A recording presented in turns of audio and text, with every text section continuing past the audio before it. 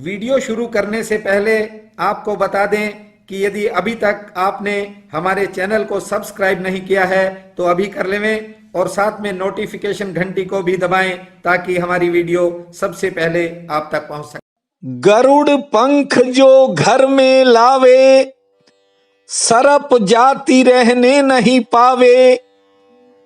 भूमा सुमरे एक ही राम, राम सारे सबके काम। बंधुओं, निज धर्म कहता है कि जहां परमात्मा की कृपा होने लगती है वहां सब काम अपने आप बनते चले जाते हैं। जो गरुड़ के पंख घर में ले आता है वहां सरप जाति टिक नहीं पाती। ठीक से मेरी बात को समझना। मनुष्य सांसारिक वासनाओं में उलझा रहता है, इसी कारण खुद को भूल जाता है और जो निज धर्म की तरफ बढ़ने लगता है कहते हैं कि वहां दुख नाम की कोई चीज नहीं रहती। बंधुओं, पुरातन कथा सुना रहा हूं।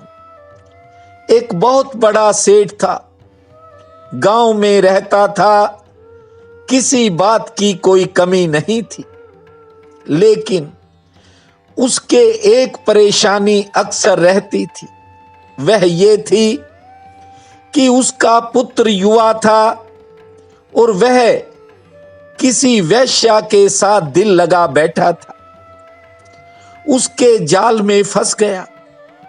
पिता को चिंता बढ़ने लगी।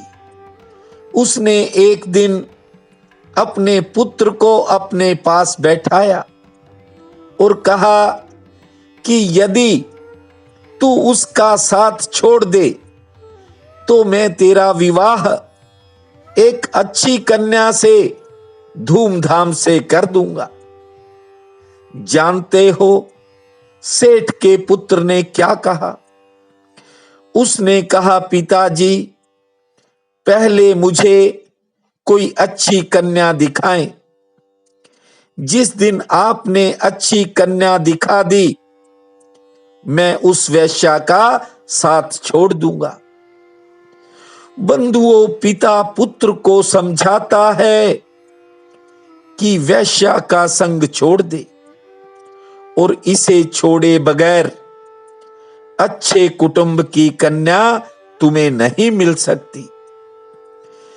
कहने का तात्पर्य यह है कि ये कथा हम सब की है।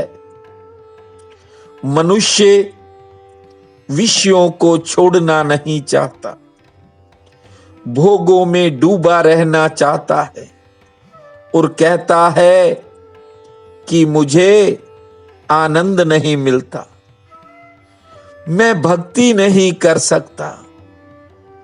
कहां से कर पाएगा भक्ति? कैसे होगी भक्ति जब इंसान विषय और भोगों में ही लिप्त रहेगा? ठीक कहा उसने कि जब तक तू वेश्या का संग नहीं छोड़ेगा अच्छी कन्या तुझे कहां से मिलेगी।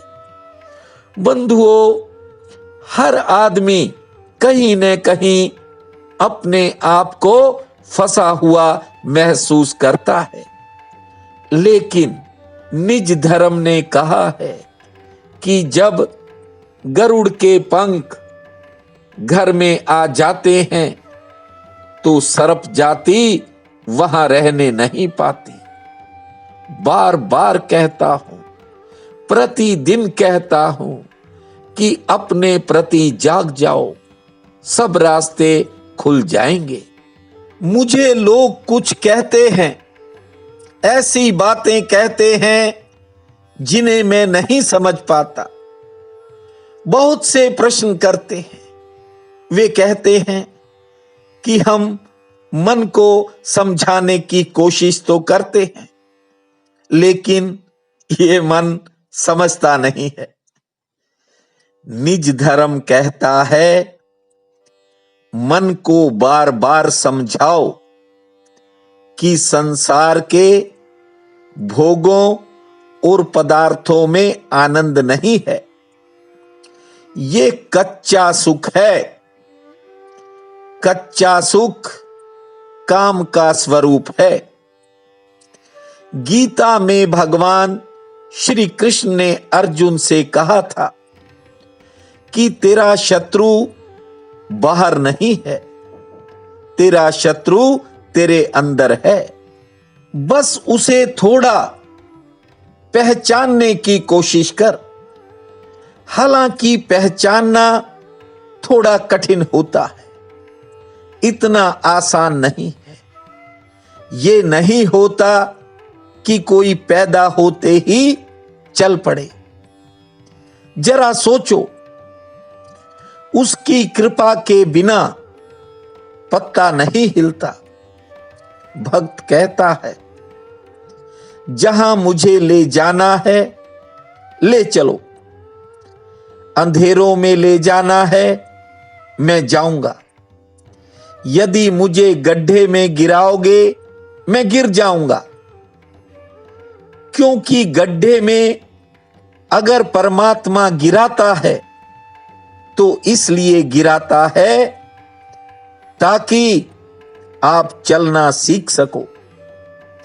ये जो कठिनाइयां, मुश्किलें, बाधाएं, परेशानियां जो तुम प्रतिदिन देखते हो, ये आपको बहुत कुछ सिखाती हैं, यदि आप सीखना चाहोगे तो।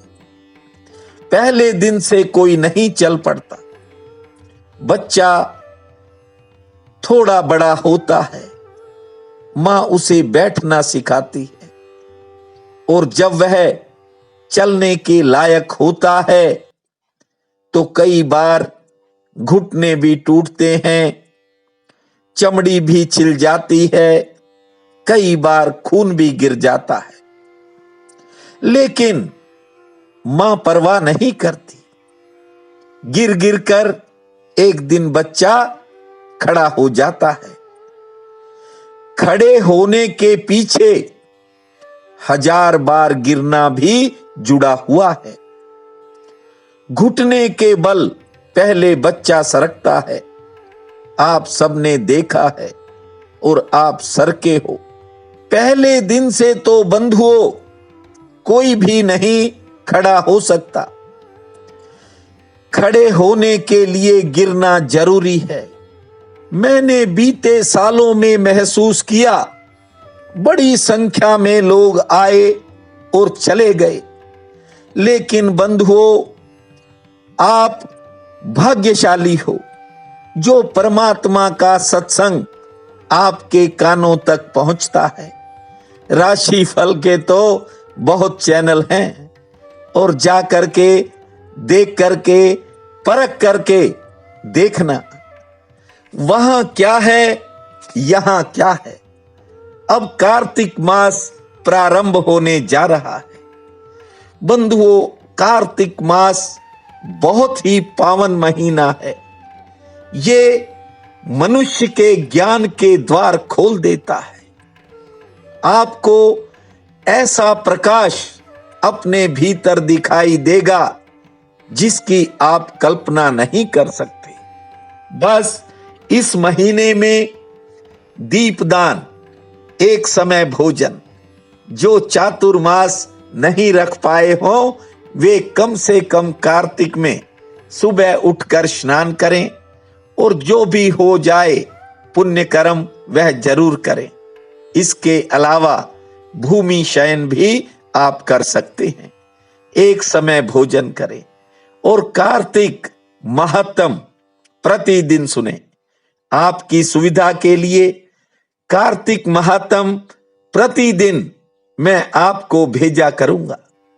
आप अच्छी अच्छी कार्तिक की बहुत ही पवित्र और पावन कथाओं को सुने। और एक सूचना आपको और दे रहा हूं।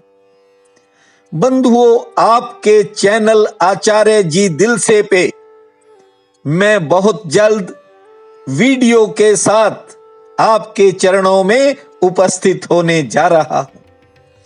ये मेरा भाग्य है जो मैं आपके दर्शन करूंगा। बंधुओं, संसार में लोग डर के कारण, भय के कारण, लोभ के कारण और लालच के कारण प्रार्थना करते हैं। निज धर्म कहता है उन प्रार्थनाओं का कोई अर्थ नहीं है। जो सारा दिन लाभ, हानि, मिलन, विरय, नरक, स्वर्ग और ग्रहों की ही चिंता करता रहता है, वह निज धर्म तक नहीं पहुंच सकता। बंधुओं, प्रेम कभी लाभ की फिक्र नहीं करता, ना ही हानि की फिक्र करता है, ना स्वर्ग की चिंता, ना नरक की चिंता, कोई चिंता नहीं।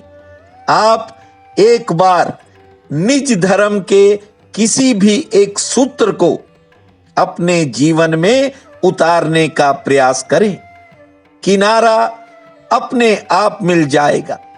उसकी अनुकंपा अपार है।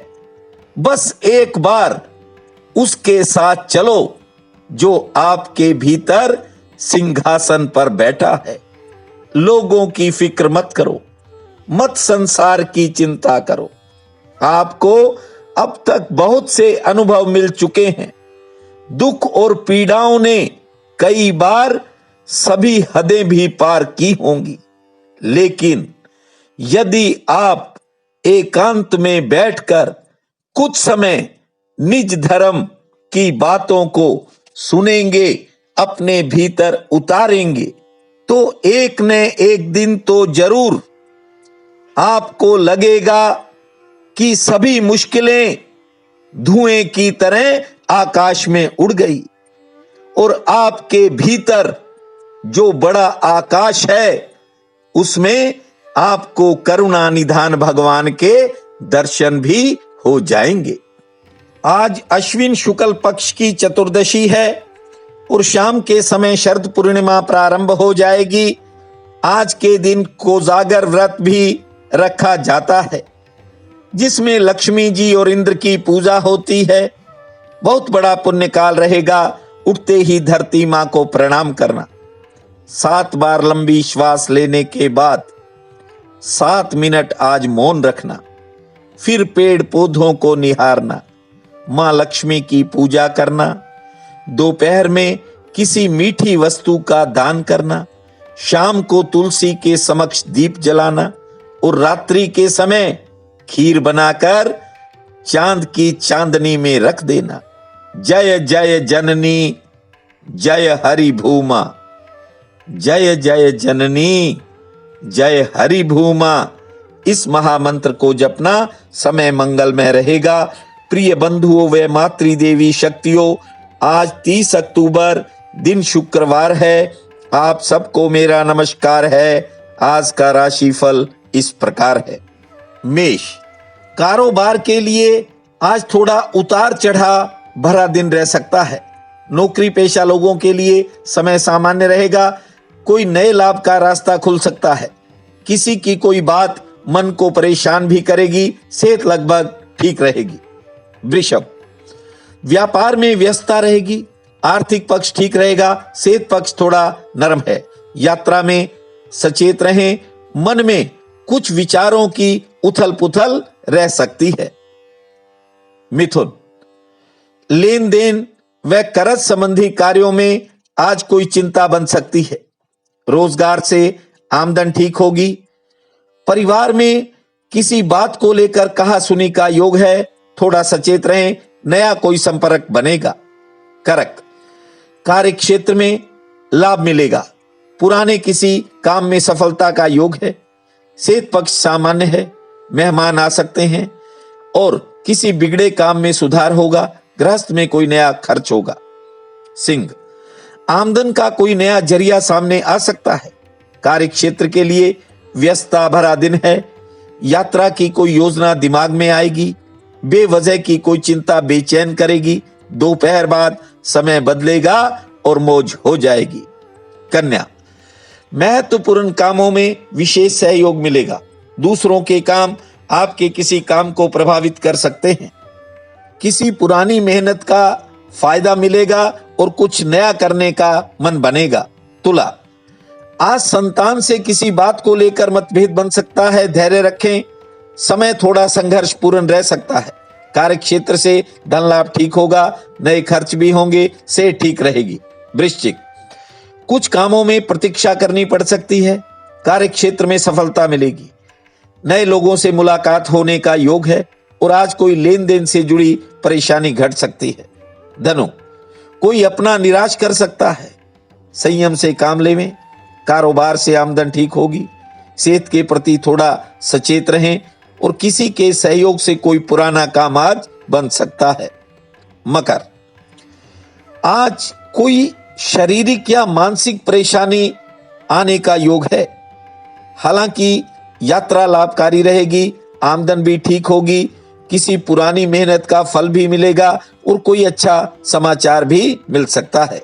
कुंभ, कार्य क्षेत्र के लिए दिन कामयाबी का है। पुराने किसी काम में भी सफलता मिलेगी। हाँ, आमदन के लिए दिन मध्यम श्रेणी का है। गृहस्थ में किसी बात को लेकर कहा सुनी के संकेत हैं, धैर्य बनाए रखें। मीन, आज मित्रों का विशेष सहयोग मिल सकता है। कोई नया रिश्ता जुड़ सकता है। कारोबार से आमदन ठीक होगी और किसी विशेष कार्य में सफलता मिलने से मन खुश होगा। आज का ये दिन आप सबके लिए अति शुभ फलदायी हो, यही मेरी प्रार्थना है। आप सबका बहुत बहुत धन्यवाद।